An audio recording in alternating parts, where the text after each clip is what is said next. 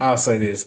First, I put in a group chat this past weekend or whatever, text I sent the link about this movie called First Time Felon.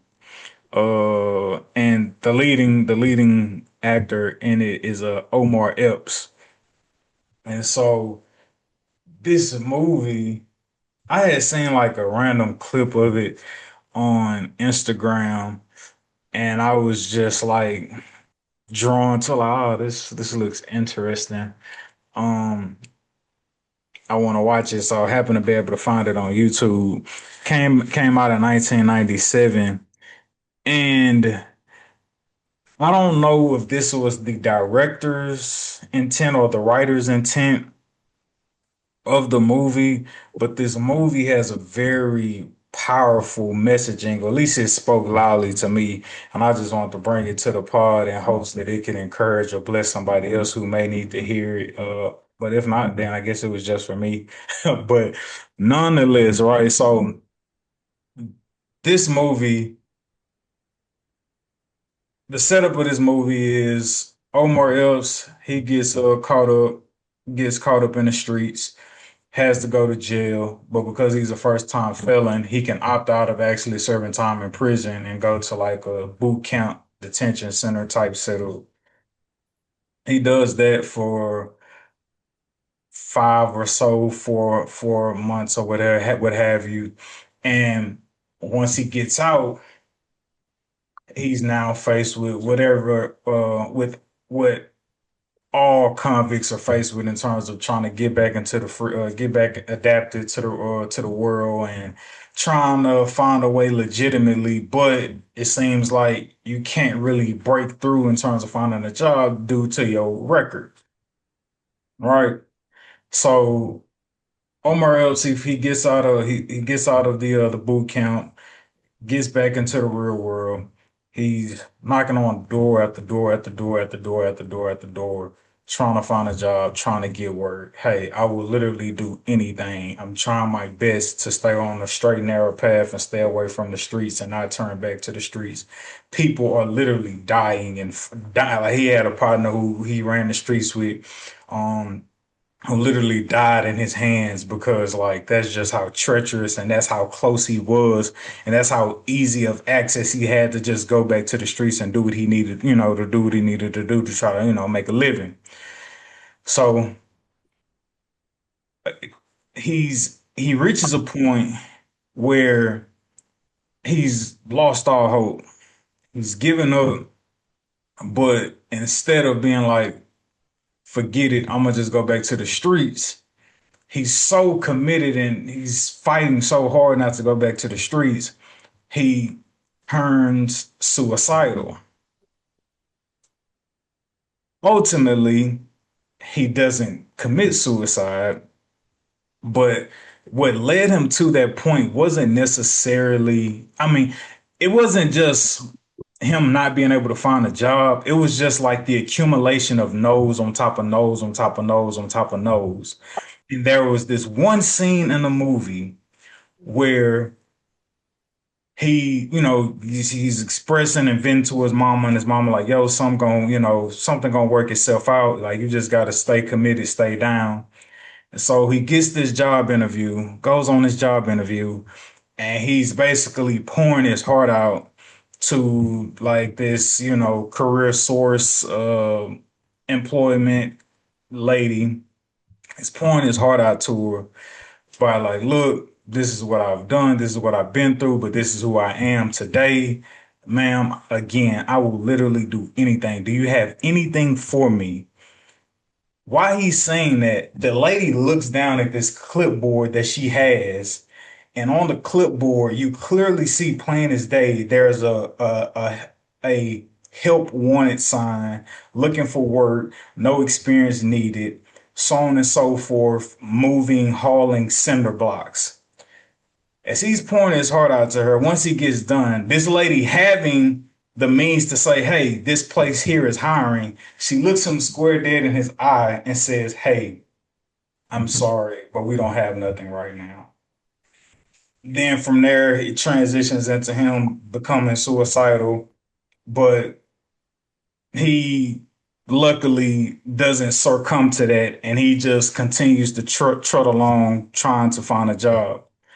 Cut to the end of the movie shortly after this suicidal scene.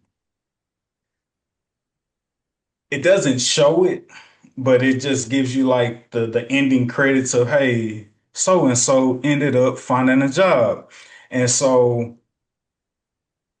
at the end of the movie, we find out that Greg, that's the Omar Epps character, we find out that he finds a job. And the ending credit said he eventually found a job where he was able to become a youth counselor, which allowed him to be connected to his purpose. He found purpose through his job of becoming like a youth guidance counselor. And when I seen that, it just like pierced me because it was just like, yo, as gruesome as that path was of those no's, had he got a yes early on, he would have never got to his purpose of being like a youth guidance counselor.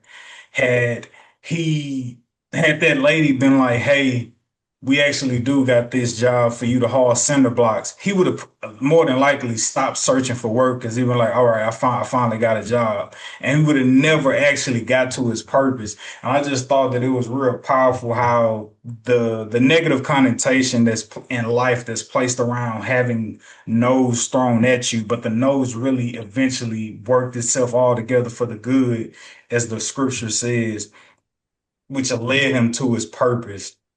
And so, anybody out there facing what seems like an insurmountable amount of no's, um, watch that movie if you get the chance. Like I say, it really spoke to me. Like the nose are for protection. The nose, like the saying, like delay don't mean deny you, so to speak. And like though it felt like him trying to find a job was like just constant no, constant delay.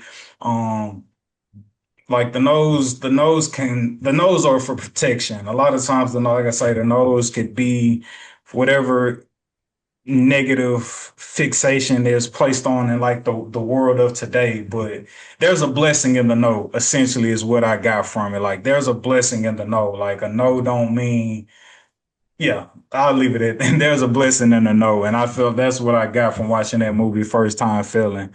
And like I said, I just had to share that. I just had to share that. Real good movie, man. It's a real good movie. But yeah, now I would, if I got the chance to talk to the director or the writer, I would really want to know if like that was their intent in making that movie. But yeah, No, I'm no, pretty sure that's what it was.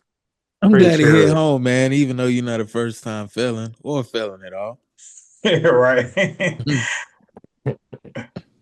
But no, I'm pretty sure that was the intent. Obviously, that's that's a dilemma a lot of people face when they feel like they deserve something or they need something. You know, they get a lot of no's or they get a lot of negative situations, and it can often push you to make you suicidal, make you more negative, make you want to give up. You know, settle for what you got. But at the end of the day, those no's could be saving you from a situation that you probably could have made you worse off.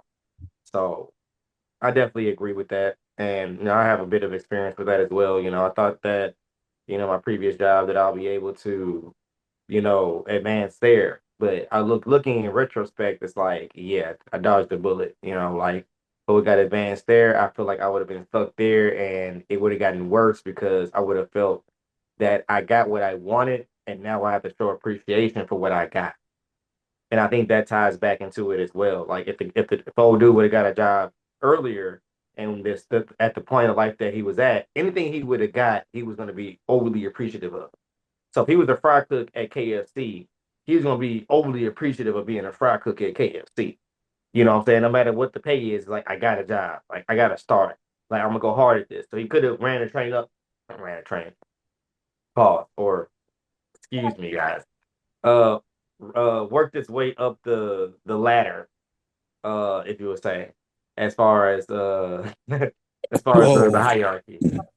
Fuck the one So, that on the train. but yeah, that's how I feel about it. You know, he could have ran to a job to where he could have been stuck at a dead end job or been somewhere where he wasn't actually happy and doing something that could have, doing something that wasn't, fulfilling. So the fact that you get those no's and it's things at the moment and it feels like the world's against you, it don't necessarily mean that all the time. So I totally I vibe with with Yeah, that structure. the key word I think you had used in that is like he would have settled had he got a yes prematurely. He Exactly. would, And he would, it could have been anywhere, especially coming from jail, the lowest yeah. of lows, not just not having a job. Like, no, you went negative in life. So therefore, like, oh, you just need a smidget of positive and you're gonna be fine.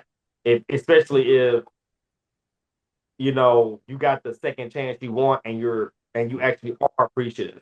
You're gonna be like, oh no, I'm never going back there. I don't care what it is. It's gonna be legit.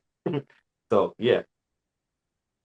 Yeah, the writer of the film is Daniel Therault. Forgive me if I'm pronouncing your last name wrong. Daniel Therault.